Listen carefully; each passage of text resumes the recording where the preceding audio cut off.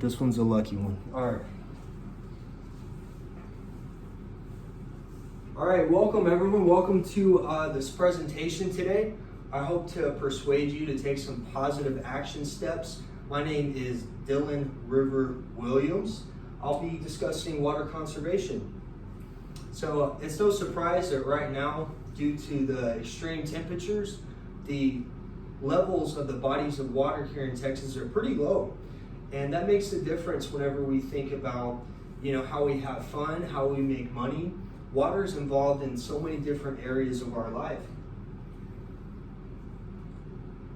So the thesis today is going to be, there's not an easy road ahead regarding water conservation, but there are action steps that we can take in order to make a difference.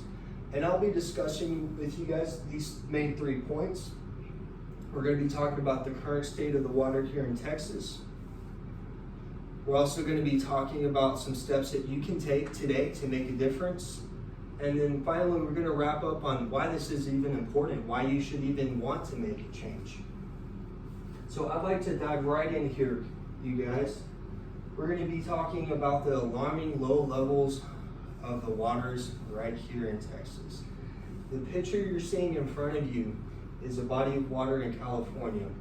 Now, thankfully, we're not in this dire of a state yet, but imagine if we were just a few years from now. It's not unthinkable to be seeing this right now in our state. And this is brought up through some research. James Dobbins, he wrote an article in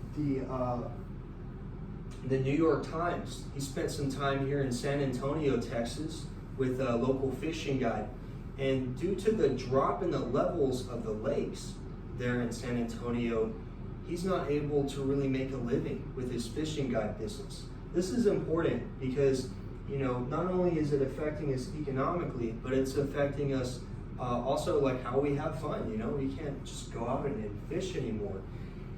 So the changes in our environment is something to pay attention to because we can actually affect that in positive ways. So Jessica Roy, in her article in the Los Angeles Times, talks about some of these tips, and I'm going to share that with you in just a moment on the next steps that we can take. Which, since we discussed the bodies of water, we're also going to discuss the action steps. So this is the most important part of the presentation that I really guys want you to hone in on, because it's been proven through research that being more conscientious of your water use can actually help out in terms of making you more aware of not only what you're doing, but why you're doing it, right? And today we're going to talk about the why. There's easy things that you can start off with, like being conscientious about how much you water the lawn, using native plants instead of using really thirsty tropical plants, not spending as much time in the shower. It's just simple things that I'm bringing to you guys today. Isaac Aldo, in his article about household water use and conservation behavior, he also stresses this main point of just being more aware of what you're doing and puts forth some easy steps that we can take. Small change in the behaviors make a big impact over the course of time. This is a water treatment facility, this illustration in front of you today. If you're wondering what that is, and I put that up there because I want you to think about the water doesn't just come out of the faucet, like it has to be filtered. So there's energy that's consumed in the process. So if you think water's endless, you guys remember that blackout in February of last year, right? Energy's not. So now that we talked about some actionable steps that you can take, I'd like to talk about a challenge that we can make to the system today, you guys. So I've also brought some more research for y'all. It's by Sharona Sokolow on the impacts of water conservation strategies.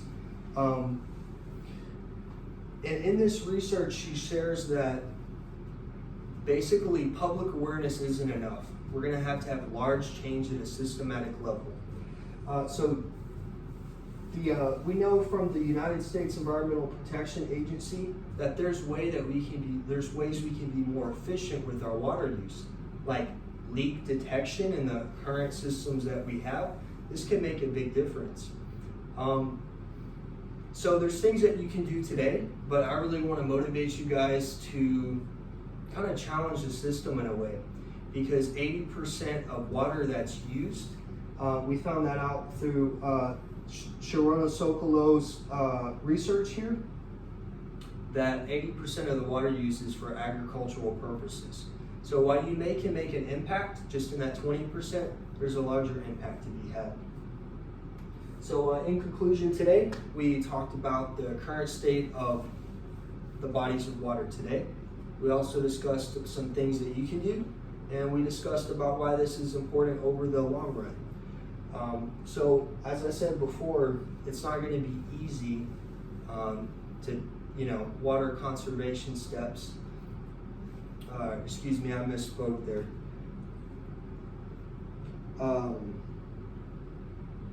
It's not an easy road ahead of us, is what I was trying to say. I got my words mixed up. But there are steps that we can take to really make a difference. So I challenge y'all to make that difference today. Thank you for being with me, and I wish you the best. Thanks. Thanks, Trevor. Yeah.